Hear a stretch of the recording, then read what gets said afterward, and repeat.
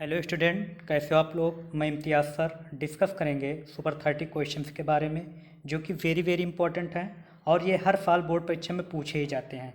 और यदि अन्य कोई एग्ज़ाम होता है तो जनरल साइंस में इसी तरह के क्वेश्चन होते हैं, तो आप लोग ध्यान से समझना पूरे क्वेश्चन को और अच्छे से आंसर देना।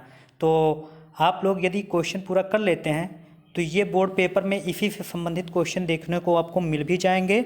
और यदि आप मेरे चैनल को सब्सक्राइब नहीं किए तो सब्सक्राइब कर लें और वीडियो को लाइक कर दें, शेयर कर दें।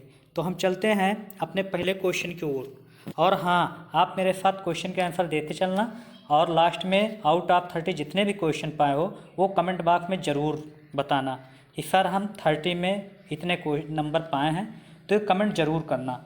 तो हम पहला क्वेश्चन हमारा आता है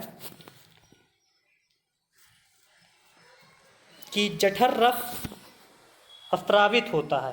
कहने मतलब जठर रस कहाँ से निकलता है, तो आप लोग बताएं देखकर। अग्न्याशय से निकलता है, अमाशय से निकलता है, पित्ताशय से निकलता है या फिर यकृत से निकलता है।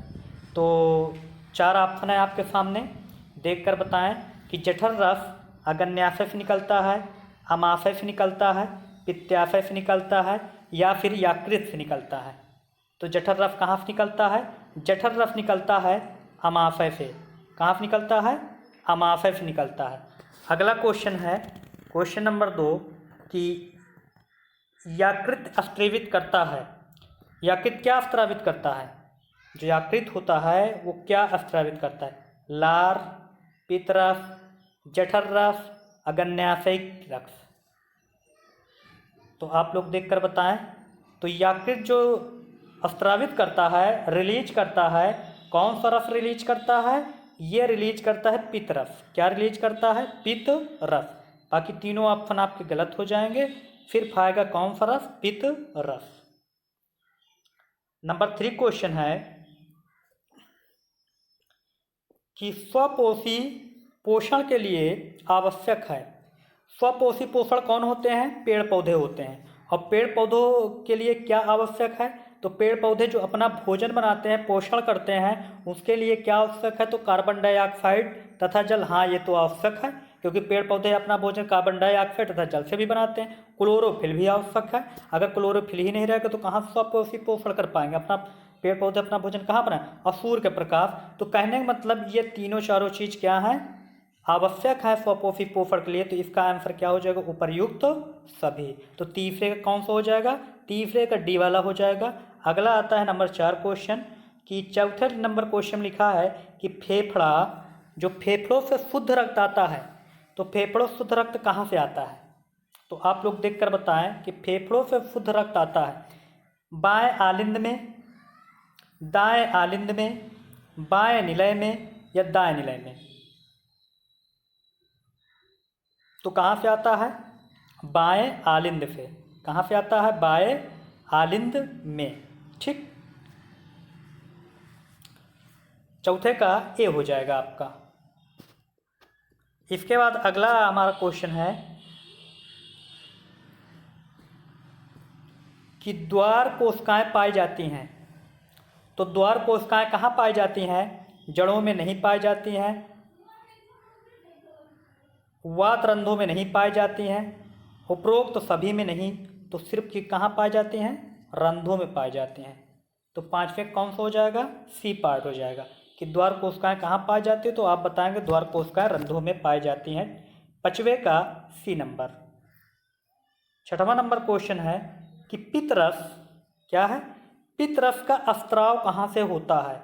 अभी थोड़ी देर पहले बताए हैं कि पित्तरस कहाँ से निकलता है। तो आप लोग सेकंड क्वेश्चन अगर देखे होंगे तो आप लोग इसको भी बता सकते हैं कि पित्तरस कहाँ से निकलता है। तो जब भी पित्तरस की बात किया जाता है तो ये यकृत से निकलता है। कहाँ निकलता है? यकृत से निकलता है। और आप लोग ये भी ध्यान दें कि यकृत से जो पित्तरस निकलता है यह भोजन का पाचन करने में सहायक होता है। किसका सहायक होता है? भोजन का पाचन करने में सहायक होता है। तो पित्तरस कहाँ निकलता है? यकृत से निकलता है। और ये हमारा 6वां का सी हो जाएगा। अगला क्वेश्चन आता है 7 नंबर कि ऊर्जा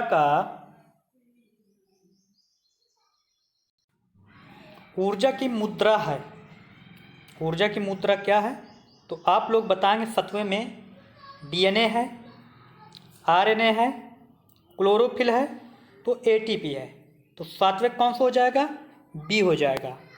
अगला आता है क्वेश्चन, क्वेश्चन नंबर 8। यह क्वेश्चन सब वेरी वेरी इंपॉर्टेंट है, आप लोग इसे ज़रूर समझें और अभी तक नहीं पढ़ रहे हैं तो पढ़ाई करना स्टार्ट कर दें। ये इम्पॉर्टेंट है, इम्पॉर्टेंट है और इम्पॉर्टेंट है, क्योंकि ये बोर्ड पेपर में इनसे संबंधित क्वेश्चन आने ही आने हैं। यहाँ से नहीं बनेंगे तो फिर कहाँ से बनेंगे?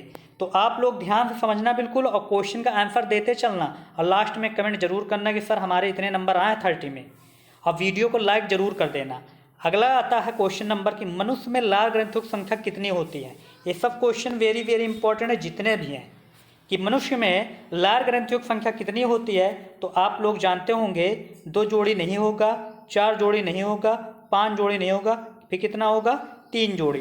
तो 8वें कौन सा हो जाएगा? सी पार्ट हो जाएगा। मनुष्य में लाल ग्रंथियों की संख्या कितनी होती है?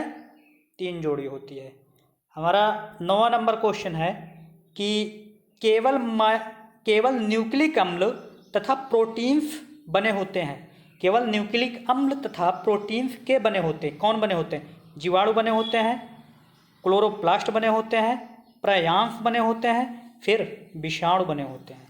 कौन बने होते हैं? विषाणु बने होते हैं। किसके? केवल न्यूक्लिक अम्ल तथा प्रोटीन्स के बने होते हैं। कौन? विषाणु बने होते हैं। 9 नंबर के बाद लास्ट आता है 10 नंबर। ये जीव विज्ञान के क्वेश्चन है, टोटल कक्षा 10 के। तो जीव विज्ञान का लास्ट क्वेश्चन है 10वां नंबर कि आहार नाल की सी के आकार की संरचना है। तो आहार नाल के सी के आकार की संरचना कौन होती है? अमाशय नहीं होता है, ग्रासनी भी नहीं होता है, कृमि रूप परिशेषिका भी नहीं होता है, तो होता क्या है? ग्रहणी। क्या होता है? ग्रहणी। ठीक, तो 10वें का सी पार्ट हमारा सही होगा। और अभी तक मेरे चैनल को सब्सक्राइब नहीं किए तो आप लोग सब्सक्राइब कर लेना और वीडियो को लाइक जरूर कर देना। क्वेश्चन नंबर 11 है कि निकट दृष्टि दोष से पीड़ित एक व्यक्ति को यह दोष दूर करने के लिए किस लेंस के दर्पण का उपयोग करना चाहिए? किस लेंस या दर्पण का उपयोग करना चाहिए? तो लड़के यहाँ पर गलती करके चले जाते हैं। ये बताओ, निकट दृष्टि दोष है तो उसमें लेंस लगेगा, दर्पण लगे? पहली बार तो दर्पण लगेगा ही नहीं, दोनों ऑप्शन कट गए। कभी भी दोष की बात किया जाए, निकट दृष्टि दोष, दूर दृष्टि दोष, तो दर्पण वाला ऑप्शन तुरंत काट देना है। इनको ऐसे ऐसे काट देना है, बिल्कुल देखना ही नहीं है। अब 2 बात आती है। तो दूर में दारू याद किया होगा, दारू। दारू मतलब दूर दृष्टि में दारू उत्तल होता है। तो बताओ निकट में कौन होगा? उत्तल। तो हमारा कौन सही हो जाएगा? C number. और अभी तक आप लोग ये निकट दृष्टि दोष, दूर दृष्टि दोष, जरा दूरदर्शिता वगैरह वाला वीडियो नहीं देखे तो आप हमारे इस चैनल के प्लेलिस्ट में जाकर देख सकते हो, वहाँ बहुत अच्छे से बताया गया है। आप एक बार वीडियो देख लेंगे तो न तो निकट दृष्टि दोष याद करनी पड़ेगी, न दूर दृष्टि दोष याद करना पड़ेगा, मानव नेत्र मतलब कुछ भी नहीं याद करना पड़ेगा, वहीं से आपके समझ में आ जाएगा। 11 नंबर क्वेश्चन में क्या हो जाएगा? सी हो जाएगा, अवतल लेंस। निकट दृष्टि दोष से पीड़ित व्यक्ति की आंख में किस लेंस का प्रयोग करना चाहिए? अवतल लेंस। हाँ, अगला क्वेश्चन आता है। अब लड़के इसमें क्या गलती करके आते हैं कि चंद्रमा से देखने पर आकाश का रंग दिखाई देता है। तो चंद्रमा से देखने पर चांद की बात कर रहा है, वहां से देखने पर आकाश काला दिखाई देता है। कैसा दिखाई देता है? काला। और लड़के क्या करके आते हैं कि नीला दिखाई देता है। बताओ, नीला पृथ्वी से दिखाई देता है, पृथ्वी से देखने पर आकाश का रंग नीला दिखाई देता है, लेकिन चंद्रमा से देखने पर पृथ्वी का रंग काला दिखाई देता है। ये याद आप लोग याद रखना। अगला क्वेश्चन आता है 12 के बाद 13 नंबर कि प्रकाश का वेग, क्या चीज? प्रकाश का वेग निम्न में किस माध्यम में सबसे अधिक होता है? तो प्रकाश का वेग निम्न में किस माध्यम में सबसे अधिक होगा? वायु में, कांच में, जल में। ये तीनों कट जाएंगे। निर्वात में सबसे अधिक होता है, फिर उसके बाद वायु में होता है। तो निर्वात या वायु में लगभग लगभग बराबर होता है, लेकिन सबसे ज़्यादा बात यहाँ ऑप्शन में है तो निर्वात ही होगा। ठीक, तो 13 में कौन सा हो जाएगा? सी नंबर हो जाएगा। 13 के बाद हमारा क्वेश्चन नंबर 14 आता है कि कांच का अपवर्तनांक अधिकतम होता है। बताओ, कांच का अपवर्तनांक अधिकतम होता है लाल रंग के लिए, लाल रंग के लिए, पीले रंग के लिए, बैगनी रंग के लिए, हरे रंग के लिए। तो जब भी अपवर्तनांक की बात किया जाए और अधिकतम की बात किया जाए तो ये होगा बैगनी रंग के लिए। किस रंग के लिए? बैगनी रंग के लिए। याद रहेगा आप लोगों को, वेरी वेरी इंपॉर्टेंट है, पेपर में पूछा ही जाता है, तो आप लोग ध्यान से समझना। 15 नंबर क्वेश्चन है कि क्वेश्चन नंबर 15 में है कि समान विद्युत शक्ति के तापदीप बल्ब एवं हीटर में किसमें अधिक प्रकाश होगा। तो जब इस तरह क्वेश्चन आए तो आप लोग समझो, समान विद्युत शक्ति के, दोनों में विद्युत शक्ति समान है।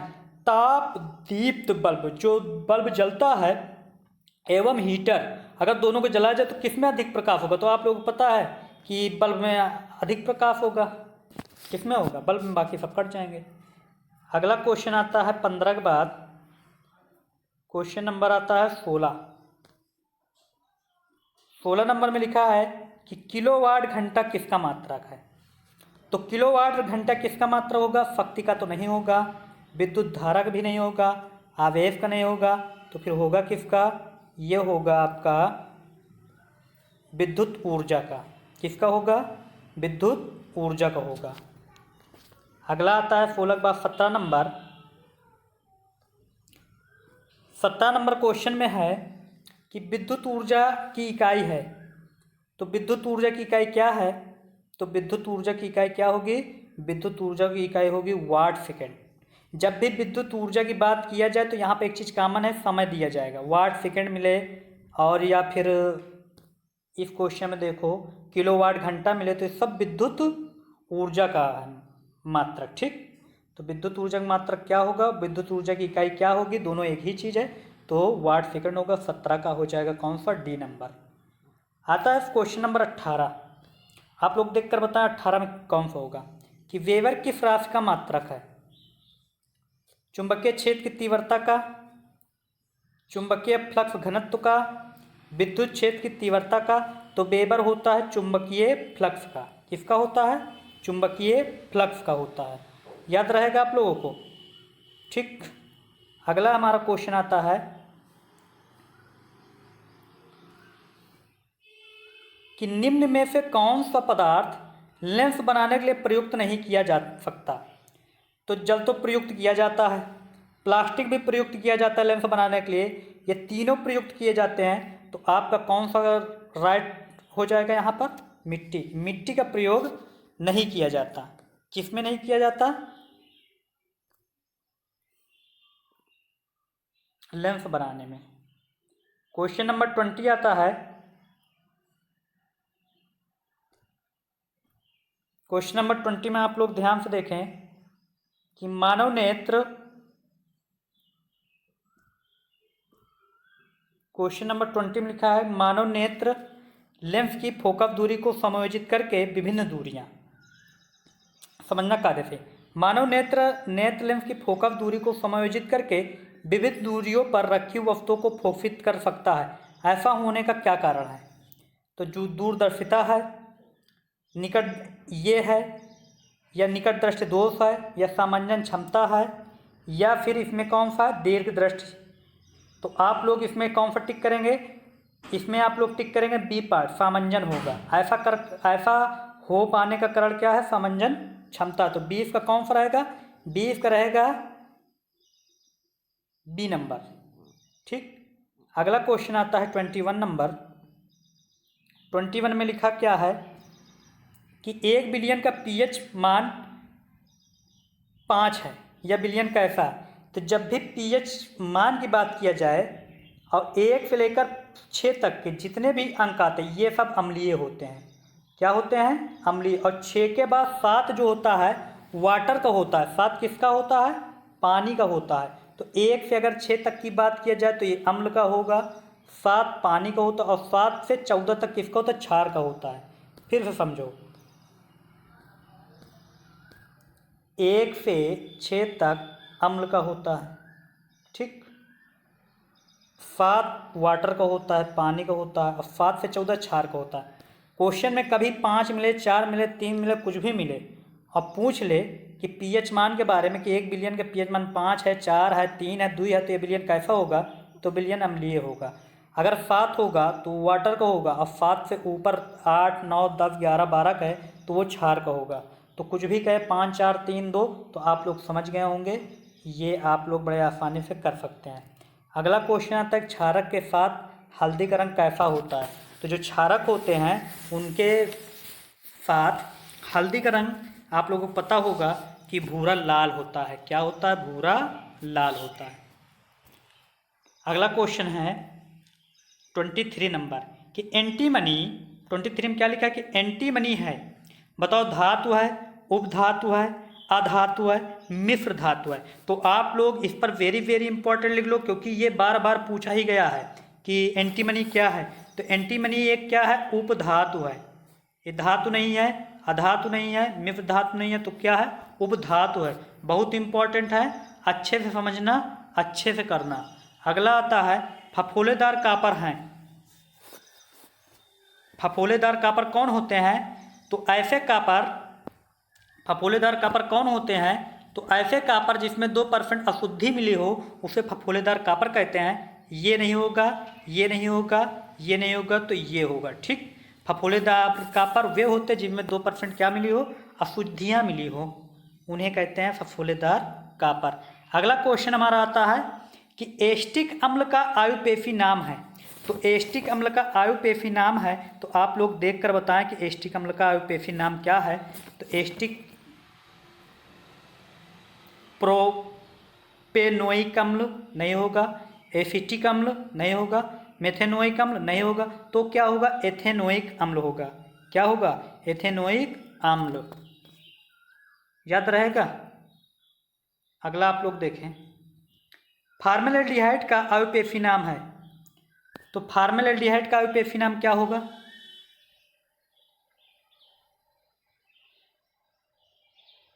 तो फार्मेल्डिहाइड का आयुपेफी नाम होता है मेथेनल। क्या होता है? मेथेनल। सॉरी, नहीं, ये नहीं, मेथेनल होता है। क्या होता है?